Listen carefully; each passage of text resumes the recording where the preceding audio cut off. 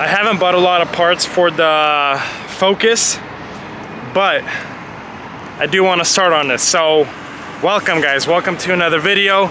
In this video, I am hoping that we finish the Focus in its entirety or get as close as we can. So as of right now, the only part that I have ordered is a new core support, which should be unbolted here. Obviously it's the wrong color, but I told him I don't care as long as it's dark blue, gray, black, it doesn't matter. I will replace it, I will install it. This isn't a cheap car. It's not a high quality car. It's a Focus. So I'm just gathering what I can. I still won't be able to take it anywhere today.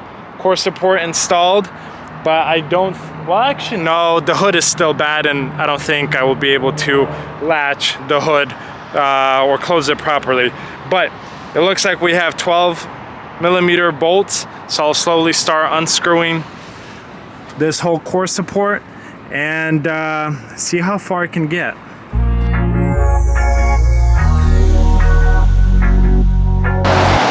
Weather is turning for the worse, but just finished up in time. Honestly, it does look a little funky, but again, I don't really care. Everything else was straight. This new one came with a lock.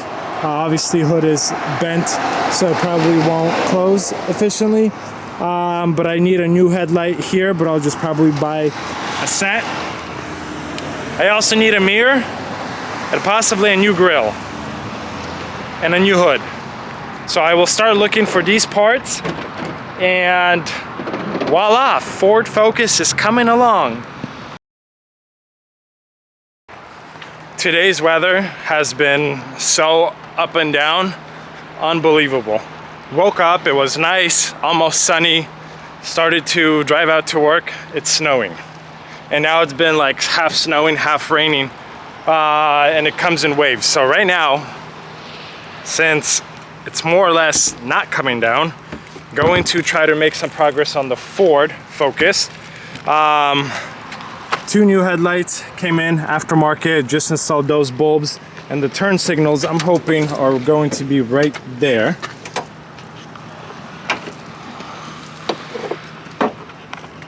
Still working on getting a hood, but I'm hoping to piece it together, somehow fix up the hood where I could actually latch it, close it, and then I can start driving it, make sure it's mechanically sound. I got a new oil filter for it. I will do an oil change. More or less just little by little start piecing this car together. One headlight is in. I'll be honest, I am disappointed with the fitment. I don't know if it's the fact that it's an aftermarket headlight or what, but gap here, and I tried to adjust the fender a little bit. This one seems to be a little bit better in the sense of a gap, but still, this one I need to tighten down and get it done, but then it seems like there'll be a gap from the bottom. Anyways, we are still, I guess, approaching this as a super cheap budget rebuild. Yeah, honestly, I'm just shooting for someone who doesn't really care about cosmetic stuff and just wants a daily driver. And I am hoping that with all of this work, it will not have any mechanical issues. More or less got everything done. Hood latches at the very least in the first stage. So got the jump box on. I am going to try to move the car out. I don't know which pocket I put the keys in, but man, it's like battery's dead, or I have a bad connection. But the jump box should be charged. Let me move this stuff out. And this car is filthy.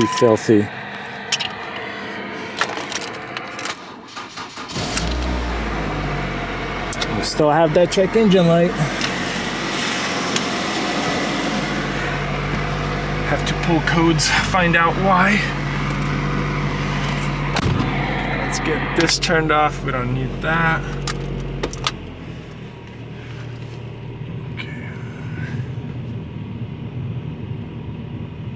Nice and easy, nice and easy. Where am I gonna put it? I have absolutely no idea. Okay, I got it reparked this way. What was I trying to, oh, the hood. So I want to figure out if I could fully latch it and then make sure that this works the way it's supposed to work. This sensor I feel like needs to be clipped in somewhere. So that one is tied down and connected. This one is not tied down or connected, but the car is running. It actually sounds pretty darn healthy. And I'll have to check that tire because I needed to add air to it again and see if we have a nail or something. But man, I might be taking this thing home. What I do want to do is push on this somehow to bend it out because that's what's preventing it to shut. Obviously it's going to look ugly. It's not gonna look pretty, but it will get the job done and I could actually start driving this thing and maybe take it to my detailers, have them clean it up because it is, man, it is bad. Like all of that. Even the back seats are bad. Like look at this carpet up here. Look at all of this. That is filthy. So even if detailers do a terrible job, it's gonna look so much better than the way it looks now. A little longer than a few minutes later. I would say significant progress has been made. So the hood is completely latched, closed, it opens. I just don't have a grill. I mean, it's inside, but I'll have to see if I could use it. The only thing is, tie down this headlight, and honestly, I can take it home and then maybe do an oil change and then return back to the lot. But at the very least, I could start driving it, and yeah, hopefully no mechanical issues. I should probably take this off, but this will leave a hole in there. Yeah. Can I disconnect it somehow? I'll see if I could disconnect it. A little longer than a few minutes later. Okay guys, wish me luck. First drive and I am taking it home. Oh, this is like unbelievably filthy. But the car sat for probably an hour after the last clip and it started on its own. Actually, the other thing I just noticed, I need to cut that mirror. And it looks like the wiring connects inside, so I'll be able to cut it and just toss it inside. And today I will order a new mirror. The reason why I actually haven't ordered a new mirror yet, because I didn't know if it was heated or not. But yeah, wish me luck. I hope I don't overheat. From what I saw, the engine actually runs really well. No weird noises, vibrations, and coolant is present in the system, so I'm hoping I make it with no issues. I'll probably stop by and get a little bit of fuel. Oops. And then heading home, doing an oil change on it, pulling the codes for the check engine. It has to be some kind of open circuit. And I might drop it off to get detailed today because this is absolutely disgusting. My kids, my wife will not come anywhere near this car. Anywhere. A few moments later. I am doing a little over 40 miles per hour. It shifted great. But I call it the focus vibration. It could be potentially because of the engine mounts, the most common thing that goes bad with these cars. To me, it's just like a very slight focus rattle, if that makes sense. But so far, no issues. Temperature is dead center, and obviously it wasn't a cold start. I see the gas station already. I'll get some fuel and hopefully I make it home. I got fuel and I'm on the freeway, and I'm thinking, like, in a scenario like this where there's absolutely no shoulder, to risk it essentially to drive this car, kind of crazy. But honestly, if you guys are trying to get into the car business, this is not a rare occurrence. This happens very often, especially if you don't have like a full-blown dealership where you could afford to have a mechanic on site, have, you know, a large tow truck that could pick up 3, 4, or 5 cars from the auction. A lot of this is done by you. And yes, I have broken down on the side of the freeway multiple times. Yes, I have overheated multiple times. Yes, things have happened on the open road multiple times. Cars died in the middle of the intersection. I mean, the list goes on and on and on. So, hey, my twin.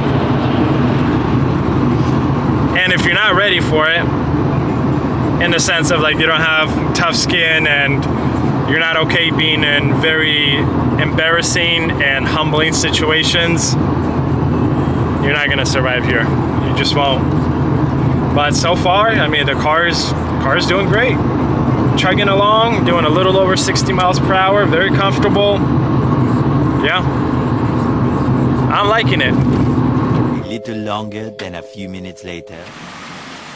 Okay guys, I made it home. Focus, to my surprise, actually runs really well. I guess, I mean, I expected it to not have any mechanical issues because 75,000 miles, honestly for this year, that's pretty darn low. So mechanically it runs great. I will continue to let it run for a few minutes just to make sure after a full drive, it's not gonna overheat, make sure the fan is working and so on and so forth. But I'll probably open up my garage, get it prepped for an oil change, do that. But before that, I actually want to pull the codes for that check engine light and see. I mean, it could be something so catastrophic that, shoot, I might not even be able to fix. I don't know, but let's open up the garage, pull the codes, and kind of go from there. See if I could get a good shot for you guys. There we go. To my surprise, the check engine, it's a fuel level sensor circuit open. So by the looks of it, it has an open circuit, which is interesting because I put $20 in it and the fuel gauge has not moved. So if it's as simple as that, then fantastic.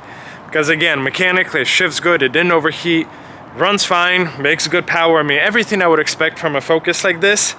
So I'll have to do a little bit more research on the fuel level sensor. And I am continuing with fresh oil in the engine. A little longer than a few minutes later. Oil change is done. Now I just need to finish up this headlight, order a new mirror, and honestly start driving it and figure out the check engine, the fuel sensor, and the hood. So a few minor things, but I think big progress because it made it here on its own. I can actually start driving it. I'm happy. I'm happy. 1 week later. I am sitting in front of the Focus. It is done, minus exterior wash and steel wheel covers, which I have not looked into or purchased.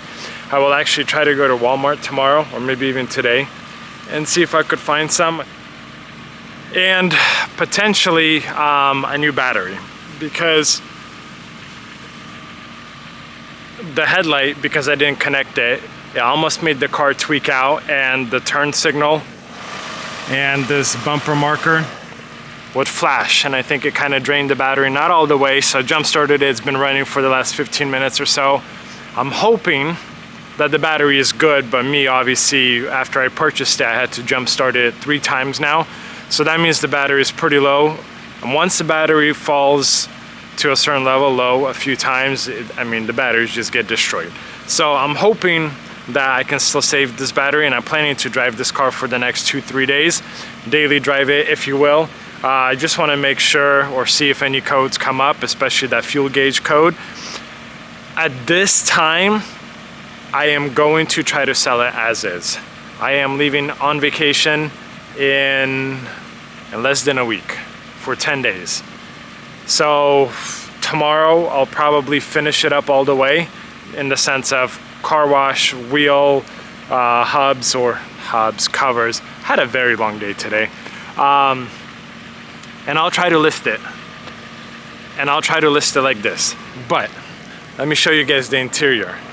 Because, oh, and the other thing is the mirror, which I actually have.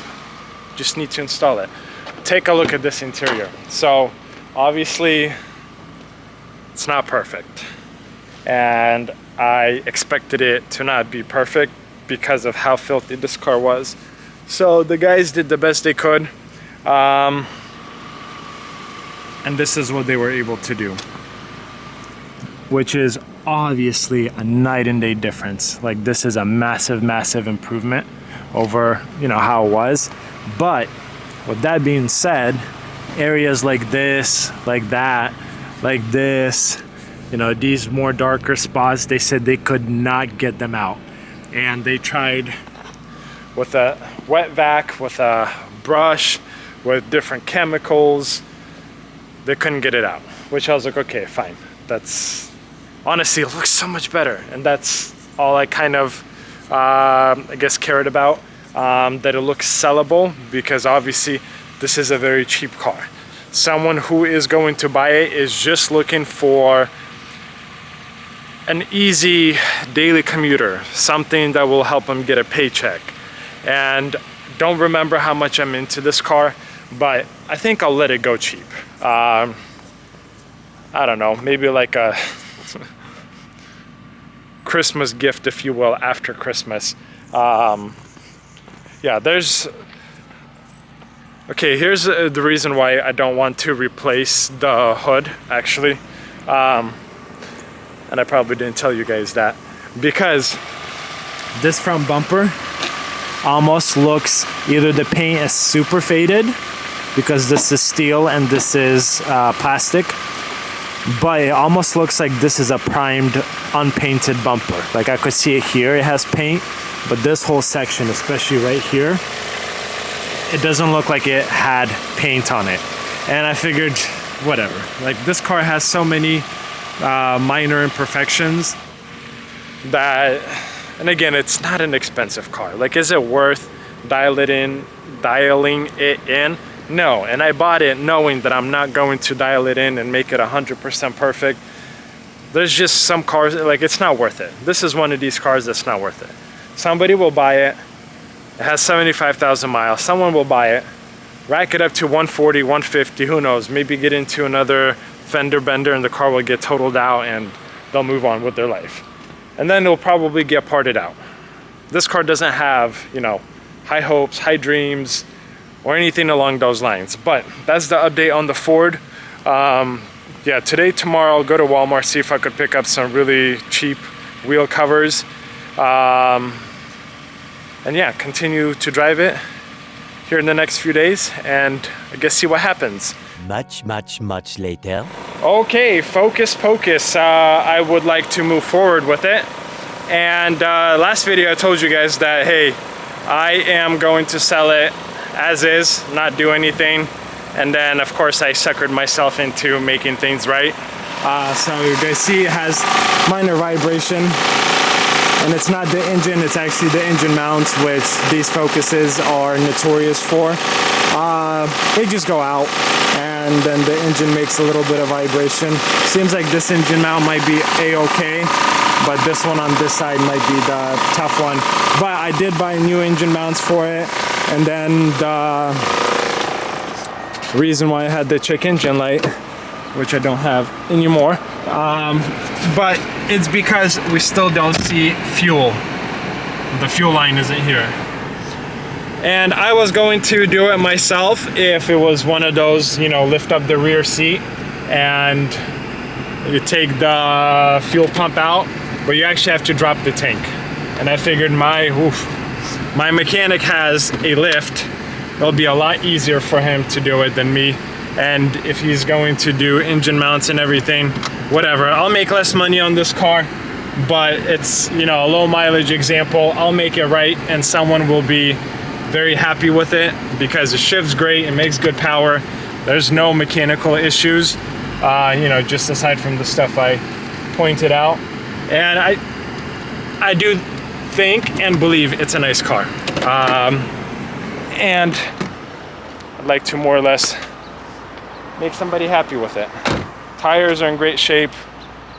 I mean, 75,000 miles. I'd be happy if I picked something up like this just to daily drive to work, which is inexpensive. Yeah, that's the progress on the Ford end. Hopefully next time you guys see it, everything is going to be dialed in and she'll continue to purr. Several days later. The Ford Focus is back at the lot. I picked it up earlier this morning from my mechanic. I couldn't sell it just like that. Obviously it has body damage, which I'm okay with, but mechanically I wanted to get it done completely all the way, and that's what we did. So $400 later, it has 2 new engine mounts and a whole new fuel pump assembly. So now the fuel gauge works accurately, and I know because I put fuel in it.